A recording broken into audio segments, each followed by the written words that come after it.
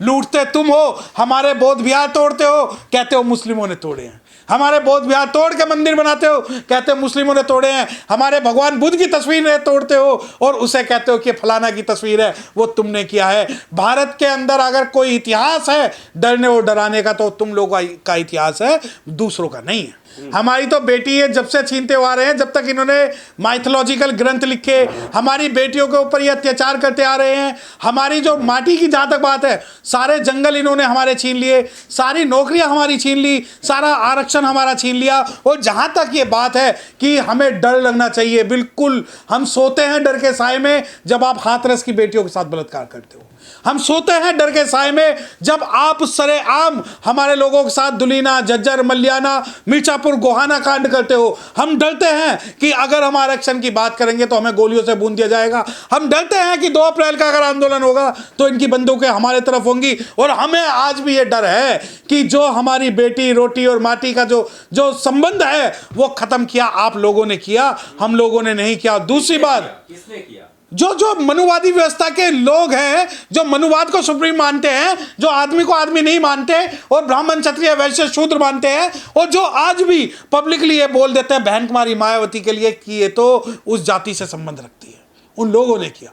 मुझे भारत का प्रधानमंत्री अगर इस भाषा को ये बोलता है कि हम कपड़ों से पहचान लेते हैं, कि वो मंगल सूत्र छीन लेगा, वो माटी छीन लेगा, वो बेटी छीन लेगा, तो हमारी तो जल भी तुमने छीने, हमारे जंगल भी तुमने छीने, हमारी हाथरस की बेटियां तुमने छीनी, हमारी फूलन देवी तुमने छीनी, हमारे कश्मीर से कन्याकुमारी तक बेटियां डर के रहती हैं। अगर भारत के अंदर किसी बेटी को सर उठा के अगर किसी ने सिखाया तो बहन कुमारी मायावती ने उत्तर प्रदेश के अंदर सिखाया।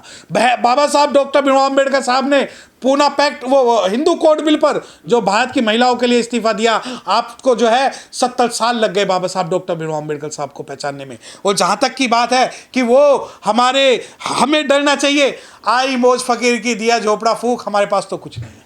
हमारा तो सब चीज तुम लूट के ले जा चुके हो। लूटते तुम हो, हमारे बौद्ध विहार तोड़ते हो, कहते हो मुस्लिमों ने तोड़े हैं। हमारे बौद्ध विहार तोड़ के मंदिर बनाते हो, कहते हो मुस्लिमों ने तोड़े हैं। हमारे भगवान बुद्ध की तस्वीर तोड़ते हो और उसे कहते हो कि फलाना की तस्वीर है, वो तुमने किया है। भारत के अंदर अगर कोई इतिहास है डरने और डराने का, तो तुम लोगों का इतिहास है, दूसरों का नहीं है। पर जब देश सुरक्षित हाथों में है तो फिर ये घुसपैठिए आ कहां से रहे हैं? ये डर का माहौल आ कहां से रहा? देश, हाँ बिल्कुल, देश सुरक्षित हाथों में है। बिल्कुल, अभी कनाडा ने जो है भारत को शत्रु की लिस्ट में डाल दिया है। उसके अलावा पूरी दुनिया के अंदर जो है भारत की जो सिक्योरिटी एजेंसीज को लेकर सारे संदेह पैदा करते हैं। जो ह्यूमन इंडेक्स है उसके अंदर भारत जो सबसे निचले पायदान पे है। भारत के अंदर इंटरनेशनल लेवल का एक भी प्रेस का जो है चैनल नहीं है। तो भारत जो सुरक्षित हाथों में है, जो हाथ कैसा कि जो भारत की हर जगह नाक कटा रहा है।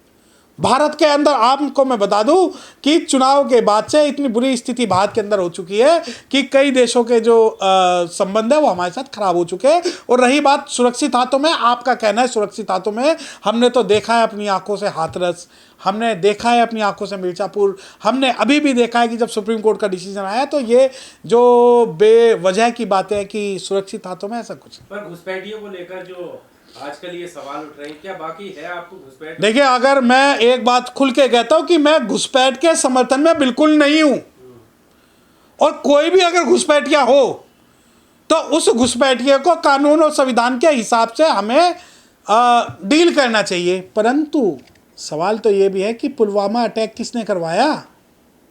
सवाल ये भी है कि अगर घुसपैठ हो रही है तो कहीं केंद्र सरकार की तो उसमें चाल नहीं है, और अगर घुसपैठ हो रही है तो ये तो केंद्र सरकार की फेलियर है, आम आदमी की फेलियर नहीं है। और अगर केंद्र सरकार घुसपैठ रोकने में नाकाम है तो आज इस्तीफा दे दे और भारत का प्रधानमंत्री किसी मुस्लिम को बना दे, और अगर एक भी बंदा आके घुसपैठ हो जाए तो आप उस मुस्लिम के खिलाफ जो करना चाहे वो कर सकते हैं। क्या कर सकते हैं ये बात? घुसपैठ होना, जैसे उत्तर प्रदेश के आप बार बार सवाल करते हो, उत्तर प्रदेश के अंदर जो है कानून व्यवस्था खत्म हो चुकी है नैतिकता के आधार पर, और वहां पर राष्ट्रपति शासन लगा देना चाहिए। जब तक बहन कुमारी मायावती जब तक उत्तर प्रदेश की मुख्यमंत्री थी तो मोहब्बत की दुकान चलाने वाले राहुल बाबा आए दिन अलीगढ़ और प्रदर्शन पर बहन कुमारी मायावती के खिलाफ लगे रहते थे। तो अगर आप ये कहते हैं कि देश सुरक्षित हाथों में है, तो देश के अंदर घुसपैठ हो रही है, तो आप जो है आप इस्तीफा दीजिए और भारत का प्रधानमंत्री किसी शेड्यूल कास्ट के मुस्लिम को बना दीजिए, फिर हम तुम्हें बताएंगे कि घुसपैठ होती है नहीं होती। और उत्तर प्रदेश की बात चलती हो कहते हैं पत्थरबाजों का पूरी तरीके से अब इलाज कर दिया गया। पहले कश्मीर में भी थे, उत्तर प्रदेश में 2017 से पहले थे और अब खत्म हो गए। देखिए 2017 से पहले जो उत्तर प्रदेश के जो मुस्लिम हैं उन्हें जो कानून के राज में विश्वास था, आज जो है ये चुन चुन के जाति धर्म देख के जो है ये अपने डिसीजन लेते हैं। और रही बात कि 2017 से पहले, अगर 2017 से पहले वहाँ कोई सरकार ही नहीं थी, मुस्लिम ही नहीं रहते थे, यकीन मानिए मैं आपको एक बात बता दूं, जब जब शेड्यूल कास्ट और मुस्लिम जुड़ेगा, इन लोगों की जो है नापाक साजिश है वो सारी फेल होंगी। और 2017 की बात रही हो, 2024 की बात रही हो, या हाशिमपुरा की बात रही हो, बहुत सारे ऐसी चीज़ें हैं जो हमें सब पता है कि वक्त आने दे बता देंगे तुझे आसमां, हम अभी से क्या बताएं क्या हमारे दिल में है। अब एक और बयान मोदी जी का आया है। उन्होंने झारखंड में कहा रोटी बेटी और माटी पर खतरा है, ये आपकी बेटी को छीन लेंगे, और घुसपैठिए को का जो है डर दिखाया है। किस तरह से देखते हैं? देखिए जो ये आप बात कर रहे हैं मैं बिल्कुल इस बात से सहमत हूँ, प्रधानमंत्री की बात से हाँ बिल्कुल सहमत हूँ कि ये आपकी बेटियां छीन लेंगे।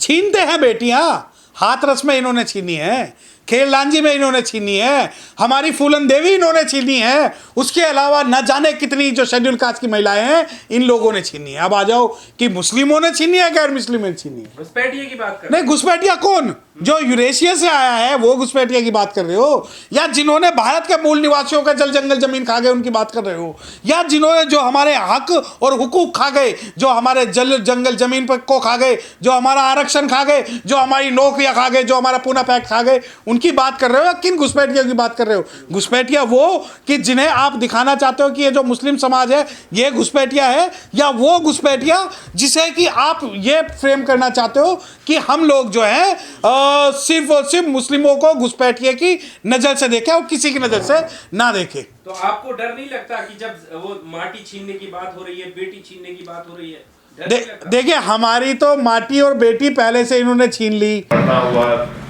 खाना हुआ, घूमना हुआ, जानते हैं एक दूसरे के बारे में। अब दिक्कत यह है कि सोसाइटी ऐसी बना दी गई है, एकदम से एक दूसरे को जो जानकारी मिलती है व्हाट्सएप से ही मिलती है। किसी के बारे में कुछ फैला दीजिए, मुसलमानों के बारे में फैलाइए, मुसलमानों के बारे में हिंदुओं के बीच में फैलाइए भ्रांतियां, हिंदुओं के बीच में मुसलमानों के बारे में और मुसलमानों के बीच में हिंदुओं के बारे में फैलाते रहिए, एक दूसरे को भड़काते रहिए, यही काम चल रहा है। तो मोटे मोटे तौर पे मुझे सिर्फ इतना ही कहना था कि अभी जो समस्या एक सामने खड़ी है वो ये वक्फ बिल की है, जिसपे शायद किसी कारण से आज चर्चा नहीं हो पाई क्योंकि विषय दूसरा था, लेकिन इस पर भी सबको एकजुट होकर विरोध करना होगा और अपनी बात कहनी होगी, क्योंकि ये बवाल का, झगड़े का एक नया हथियार सरकार खोज रही है और उसके माध्यम से लोग बात आगे बवाल शुरू करेंगे। मुझे इतनी बात कहनी थी। धन्यवाद।